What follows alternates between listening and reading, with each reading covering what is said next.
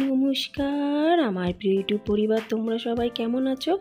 আশা করছি তোমরা সবাই অনেক ভালো আছো, সুস্থ আছো। আমিও ভালো আছি।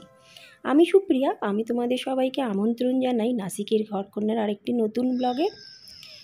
যে প্রান্ত থেকে আমার ব্লগটি দেখছো, আশা করছি তোমরাও সবাই অনেক ভালো আছো। অনেক দিন পরে তোমাদের সঙ্গে আজকে আবার কানাড়াদের ভিডিও শেয়ার করলাম।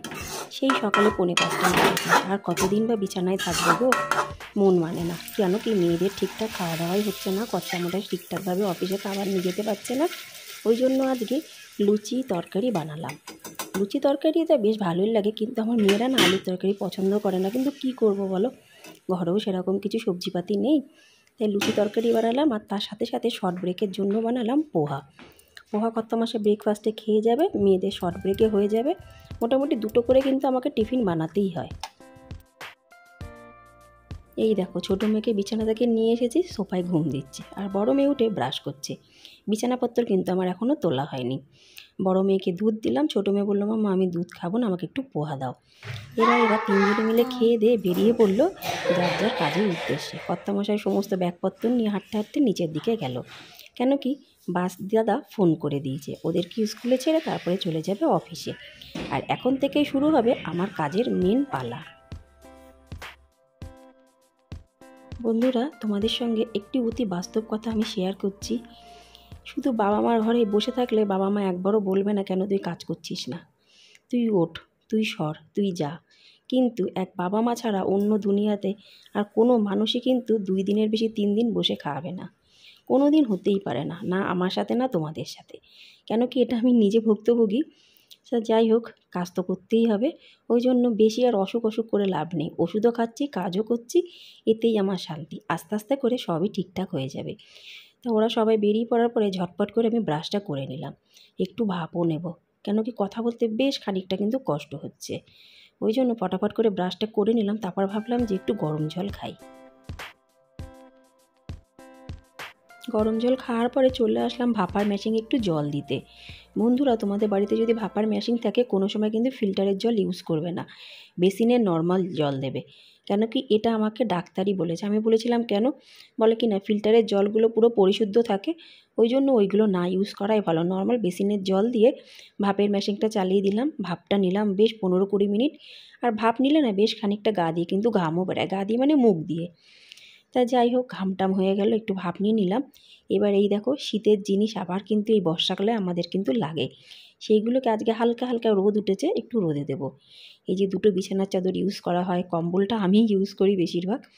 তো এই জন্য এই 3টে জিনিস একটু হালকা হালকা রোদে দিই, যতক্ষণ থাকবে। যখন রোদটা পড়ে যাবে তখন আমি উঠিয়ে নেব।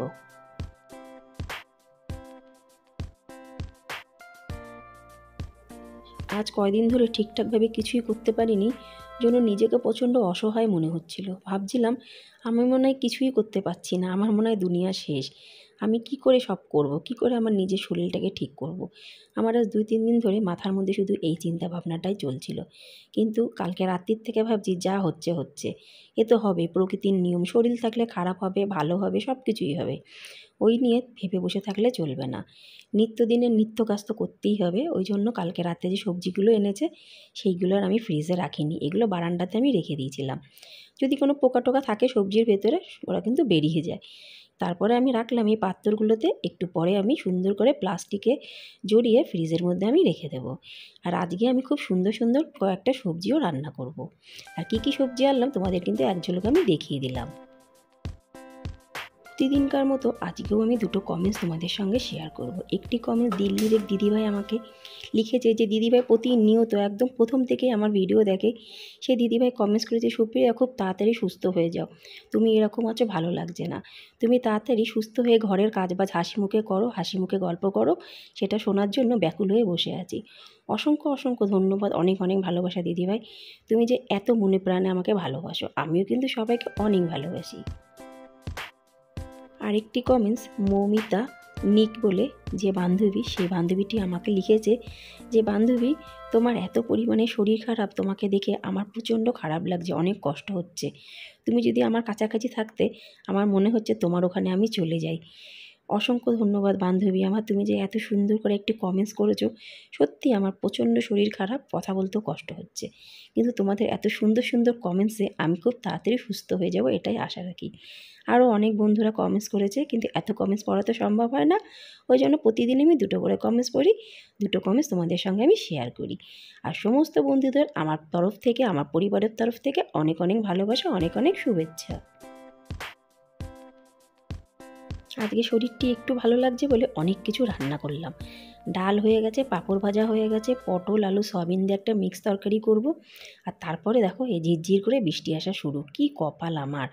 আমি জামা কাপড়গুলো কম্বল সবগুলো রোদে দিয়েছি, ভাবলাম একটু রোদ গরম গরম হবে, তা না। কি আর করব বলো, কপালে না থাকলে সুখ, কিছু করার নেই। ওই জন্য ঝটপট করে যেই বৃষ্টির আওয়াজ পেয়েছি আমি কিন্তু ওইগুলোকে ঘরে তোলার জন্য তৎপর হয়ে উঠেছি। গলাটা ব্যথা তো, আদার রস খেলে বেশ ভালো লাগে, শুধু আদার রস খেতে পারি না। সকালে একবার কালো চা খেয়েছি আদা দিয়ে, এবার একটু দুধ চা বানাচ্ছি আদা দিয়ে। দুবার কি এক চা খাবো, ওই জন্য একটু দুধ চা বানাচ্ছি। আর আজকে যেহেতু লুচি করেছি, আমার না দুধ চা দিয়ে লুচি খেতে খুব ভালো লাগে। তোমরা কে কে দুধ চার সাথে লুচি পছন্দ করো কমেন্টসে অবশ্যই কিন্তু আমাকে জানিও। চাটা হচ্ছে ততক্ষণের মধ্যে আমি ঝটপট করে আমার যে কাজগুলো সেগুলো করে নিই। কাজ করতে কিন্তু আমার একদম খারাপ লাগে না, বেশ ভালোই লাগে। নিজের বাড়িঘর, নিজের সংসারকে মানে সুন্দরভাবে গুছিয়ে রাখতে কে না চায়। আর এই দেখো এইগুলোর দিকে আমি তাকাতেই পারিনি, মানে মনে হচ্ছে কত দিন পরে আজকে আমি ঘরটাকে আবার সুন্দর করে সাজাতে পারলাম নিজের হাতে।